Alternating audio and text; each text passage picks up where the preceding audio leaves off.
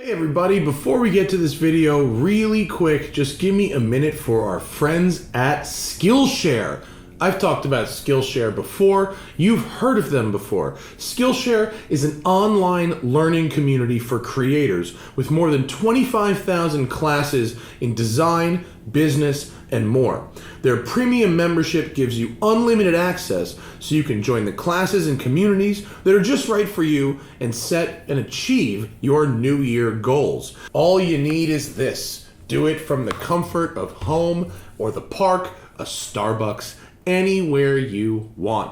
I have personally used Skillshare to improve my Adobe Premiere skills, for working on audio with the podcast, and now with my new construction project, I'm learning about business, entrepreneurship, and real estate all through Skillshare. Here's the deal. Even though Skillshare is super affordable, an annual subscription is less than $10 a month, the first 500 of my subscribers to hit the link in the description will get the first 2 months of Skillshare for free. Thanks for hearing my pitch. That's a pretty good deal. And now enjoy this video.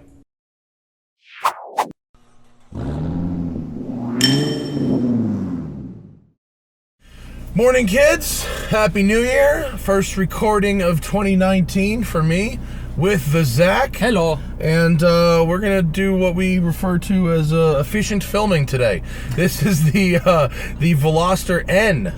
N can stand for Nürburgring if you like. It's also the name of Hyundai's test track in Korea, which is a name in Korean I forget. They also said it's like a chicane.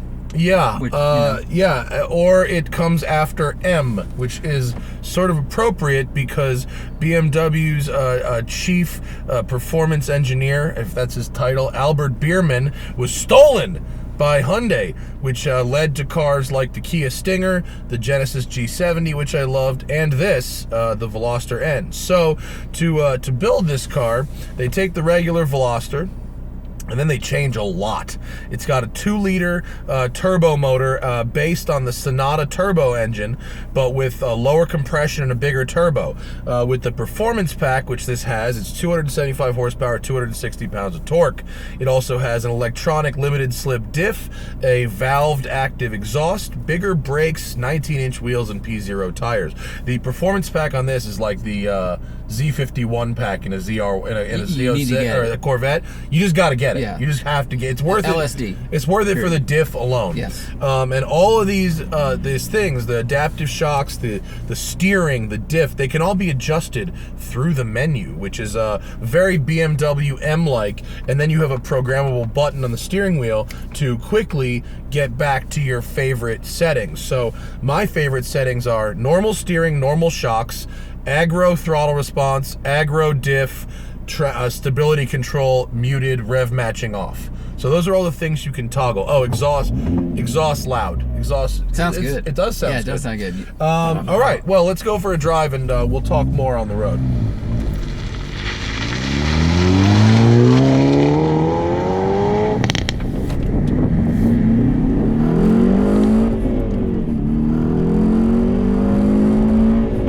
This thing weighs 3,050 pounds, so 300 pounds or so more than a Fiesta ST, but about 200 pounds less than a Focus ST.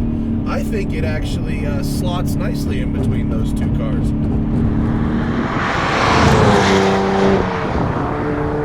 The adaptive suspension, stiff modes are a little stiff for the road. They might be pretty good on a reasonably smooth racetrack, but I really like the normal shock settings on the road, and I have not found cause to stiffen them, even in sporty driving. No. They're not particularly abusive in the city either. It's firm, but it's not like brutal. No, like we can hear all the little cracks we're going over, but we're not really feeling them through our seat. It's not upsetting anything, which is good. We'll go up the Spunky Canyon. It's got 3 different rev matching modes, like full, kind of partial, and then off. I turned it off, but I tried the rev matching. It does work. It's actually a good learning system to give you some confidence before you get to the pull off, or even if you're like mostly confident doing heel toe driving, if you go to a track and heel toeing on a track makes you nervous, you can put it back onto partial and it won't really let you do anything too stupid. What is partial? Like it just sort of fills in your mistakes more than doing full-on actual rev matching. That's good because the M2 competition, the guy that owned it was saying that you can only turn rev matching off if you turn traction all the way off. Yeah, which is actually, not great. I got an angry email about that one actually, which I did not forward to you. Oh, why? And apparently, you can. There's some way to override it with something still on, but I didn't really believe it actually. Nevertheless, shifter feel very good, much better than the R. Steering feel also very good. They moved the power steering pump, which is electric, down onto the rack instead of on the steering column. So it gives you better shift feel. It moves the inertia in a certain way, and they also dialed up the steering on center for better feel. You know who else does the electric steering on the rack is Porsche. Oh yeah. So it seems like the good systems. Oh, just out of revs there. You're right. Put it on the rack instead of on the column.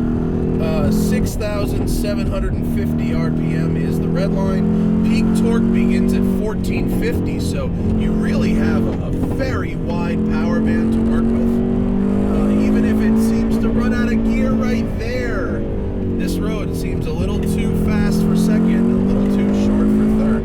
Third seems like a pretty big drop in revs. It seems like it's Big gap noticeably from taller. second to third, yeah.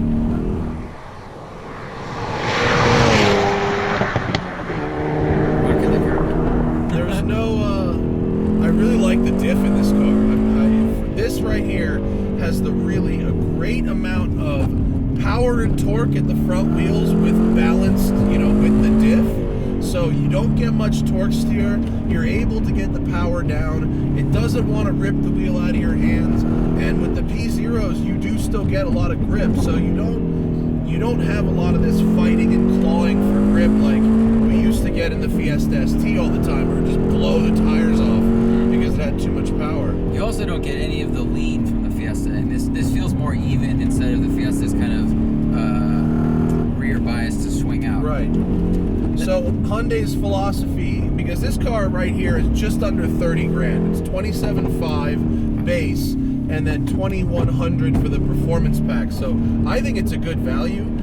The way they are able to give you this performance at a good price is by something that BMW does in their M cars. So like the M3 will use the brakes from the 7 Series, you know what I mean? Like they just go up to a bigger, heavier car and then put those components in the little car. Right. So this has the brakes from the Japanese spec Kia Optima. So it's a 13.6 inch rotor, which is pretty big for a little car. But the problem is it's only a 2-piston caliber, so it doesn't really have the stomping power, even though it does have that nice big rotor. But that's a much more cost-effective way to get most of the results without having to go to an expensive supplier like a Brembo, for your brakes. The only thing I noticed about them that they seem to grab fine, but at the top there was like a 1 inch, 2 inch just dead spot. Just a little bit of dead at the top, yeah. I would say that is something that is accurate. That does exist. It doesn't bother me. Once I drive the car for a couple of minutes, I don't notice that anymore. Have you Flip around here. Look at this. Pretty good turning radius. Pretty good turning radius, huh? Very good. Very good. It's like 2 lanes and a half. Have you? Especially coming out of like my Focus RS, which had the worst turning radius ever. Well, all-wheel drive cars tend to have. Yeah. Have you overheated the brakes at all? Like, I haven't cooked stay them. grippy for a Yeah, long I haven't time? cooked them. Yeah, they're good. I mean, we should say it's like a 47-degree day, so that helps. Yeah, I mean, I would definitely say pads and fluid for racetrack work, but I think the hardware is pretty decent. There's a mild understeer tendency on turn-in, but it's really balanced out with a very balanced mid-corner feel, and then not much pushiness on the exit because the diff is able to keep things in line. No, I eyes. See right there, that's understeer into balance. Into even. Yeah. I was amazed with how much speed it was able to carry around the corner, and the nose just staying stuck. It mobs pretty good. I like this car. I like it a lot. I went out in Malibu the other day with Vinny, and he was shocked at how well this thing did in the canyon. I think this feels like a Mini Cooper S, but it's got a 100,000 mile warranty still, right? Yeah. So that's something you usually don't get with a BMW product. I think the steering is really nice. Yep. The seats aren't like quote special in the way the Ford Recaros are, but I think they hold me in really well, and they're actually more comfortable day to day than the Recaros. They don't need that braking in that the Recaros do. Rev matching is easy. Pedals are well spaced. I really like the seats, but when I drove up this road before, I was wearing my jacket over my jacket. Oh yeah. And I thought they were great, and so now for someone my size, they're a little bit they're a little roomy. They're better for fat people. I'm not saying that. The reservoir looks very good from up here. I like the way you huck it and then kind of wait and balance it out. That's good. This is a fun car. Yeah, It's a real fun car. This thing is great. It's so much better than the R. This is a completely different car. So I saw one comparison that was driving this in a Civic Type R, which Yeah. I've only driven briefly on like a track. How do you find that comparison? So Big price difference, of course. yeah, the Civic's like $5 or $6 grand more expensive if you can get one for sticker right now, and they're gouging the hell out of those things. Things that are better about the Civic, the seat, it's a little faster. Nothing beats that Honda shifter. This does feel pretty good. It's good. This I is think it's really pretty good. Yeah, no, I'm impressed with this one. This is like better than the Golf shifter, or the GTI shifter. On the same level as probably the Focus ST shifter, but the Civic is the best one. I think the Civic's a little faster, but I don't really love how the Civic looks. I think if this is actually, despite the color, this is a little more DL. Yeah, I agree.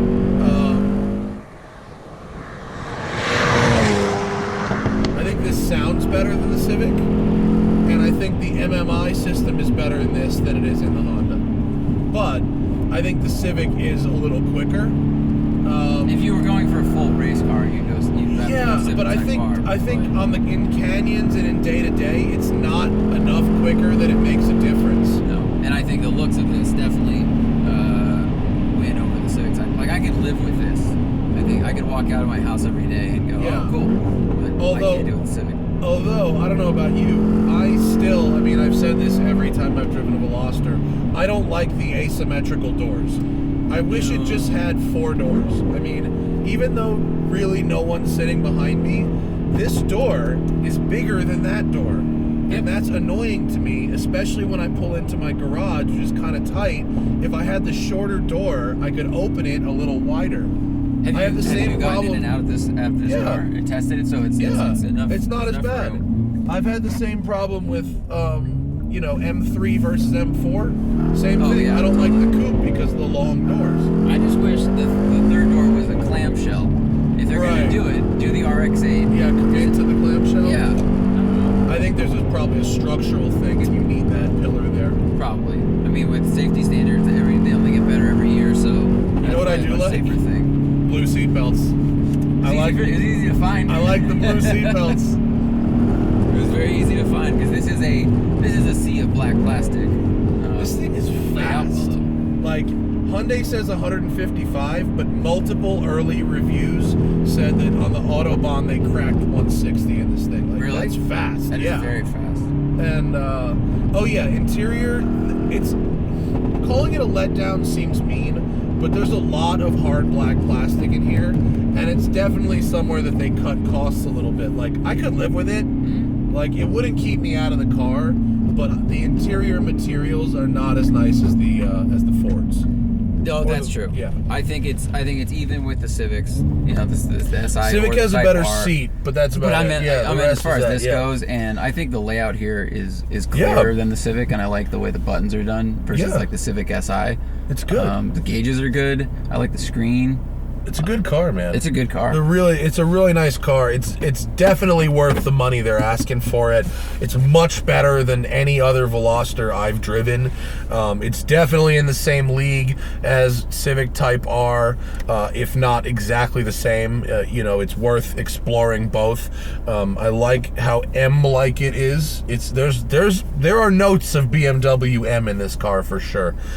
So now we're gonna get out of this and make another video where we go off-roading in that Jeep up a very hard trail. So we'll see you guys next time.